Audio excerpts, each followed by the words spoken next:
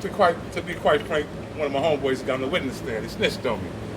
He decided to get up on the witness stand. You know, we all decided to put the nick together.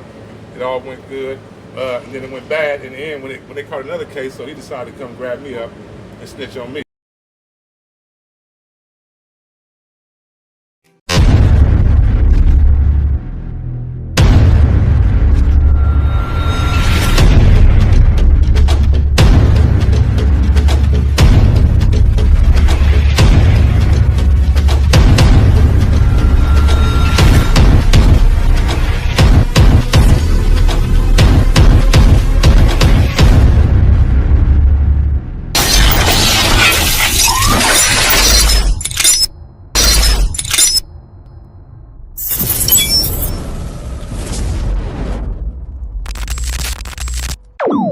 About humanity, putting truth in these lines while they busy feeding lies. When you got that tunnel vision, gotta open up your eyes. Wake up and go to sleep. Man, I'm praying all times. And to my guys, ain't no other side. This for my brothers, I'ma pray with y'all shine. Lock the door. Go ahead, lock the door. Lock the door. Go ahead, lock the door. Yeah, you already know.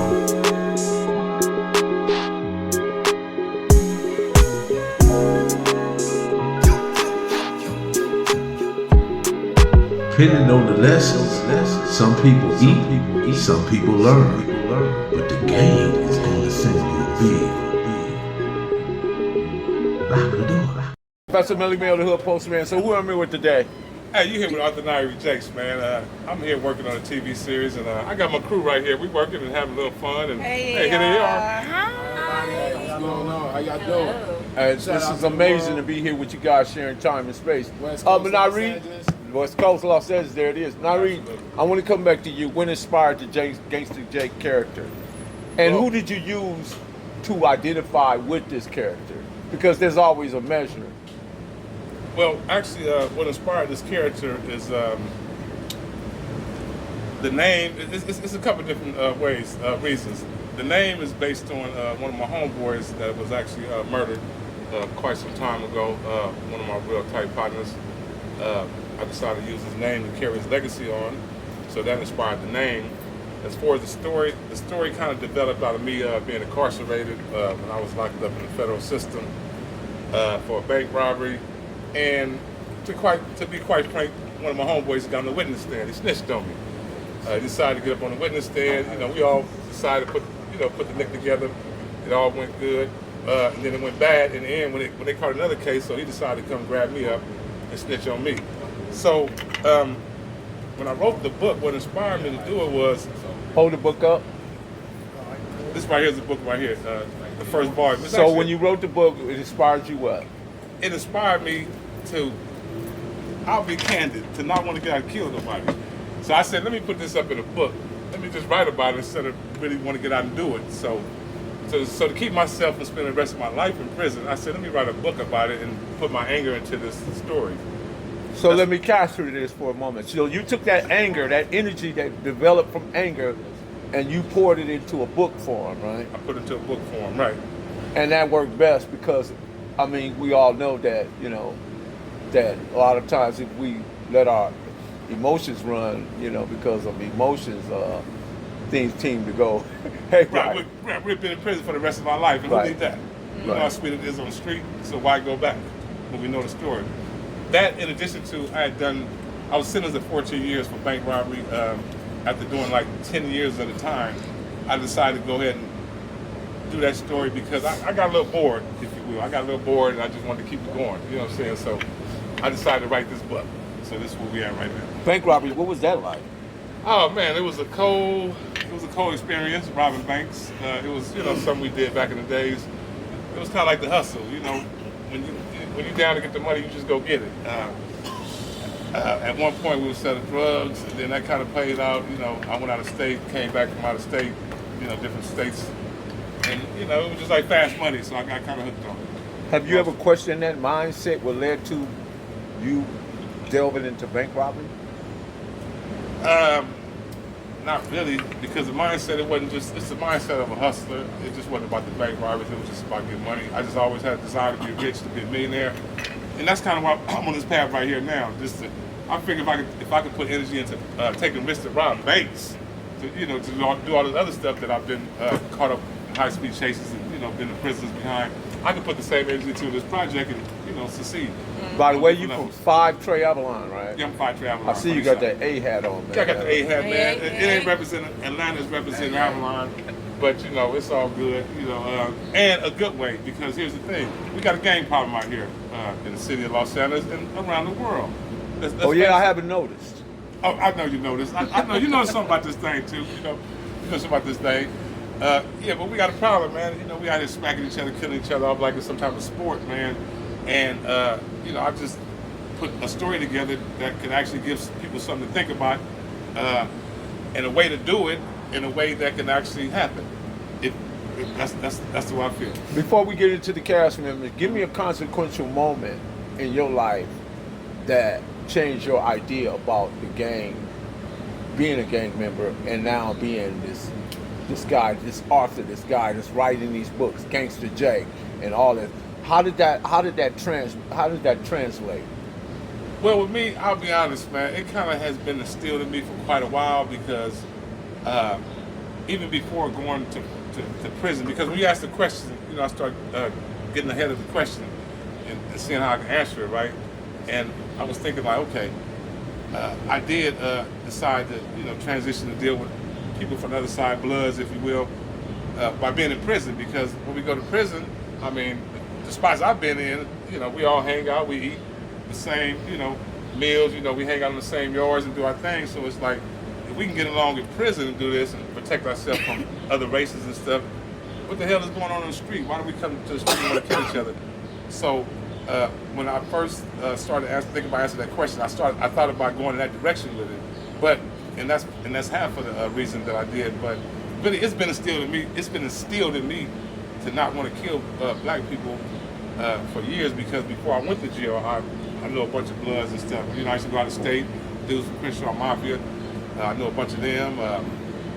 I know a few dudes from 30 Pyro. Well, I hate to be a bearer of bad news. CK is colored man killer, BK is black man killer. So we've been related all this time. Yeah. All this time. Yeah. I never really. Even we when have more in common than we do not in common. Absolutely. Even when I was out on the line doing shit, man, it's like I would only try to get with people who really actually got with me. I never really had a whole hate for one. So, being that you no longer have to hear yard recall. Oh, wait. What about? Wait a minute. What was this? Oh, getting up at the tables after the meal? See, he knew exactly what that was. Why would you used to do that though? I don't know. I think it was just do it right now so people know what I'm talking about. Basically, like, just say for instance, we all eating our meals together. After they give us probably like 10, 15 minutes to eat our meals. And we're in the chow hall. Before we get up at the table, we all hit the table and get up. And everybody. And there was nothing said. There was nothing translated. It was just like goodbye. It's the reason why I never tell you why, right? Because look at like I was yourself from the homies that still eat. I was in a situation, right, where we all had got up one day, right, and somebody was left behind eating, and the police seen that and singled it out, and it tripped, and it became an incident, and the chow hall cracked off. Because he tried to force him to get up, but if we was all sitting there, the police would have minded on business. Wow. Absolutely. I'm trying to think. Did we do that in the state? I know we did it in the feds for sure. Hey, we did it in the state too. I can't remember. Oh, but I was in San Quentin. Yeah, we did. I think we did too. Yeah, it's just because. Okay, but now that we got you on record, Nyerere, I want to get the directors behind you. Introduce yourself, sir. It's your boy Baby Pook, man. You know what I'm saying? CEO of Businessman TV, Businessman Music Group, and I'm from That's the definitely 5 too. Tray. Yeah, I'm from Avalon too. So, working with my boy Nye, you know what I'm saying, the big homie, and working on his dream for a minute. You know what I'm saying? Though his dream became my dream too. So, we had it. You feel me? How did being part connected to the businessman, because you guys are children of the businessman, I like to explain it that way. How did what the businessman done develop the Avalon Gangsta Crips? How did if you can answer that. Probably just the area, the location, the criminal mind element, just to. I want to hear his fathers. perspective. Oh, I thought you were talking about me. Oh, Yeah. go ahead. Yeah, I mean, shit. That was just a little bit of out my era, though. You know what I'm saying? That's the only reason I asked, because I know yeah. it's out of there. My bad.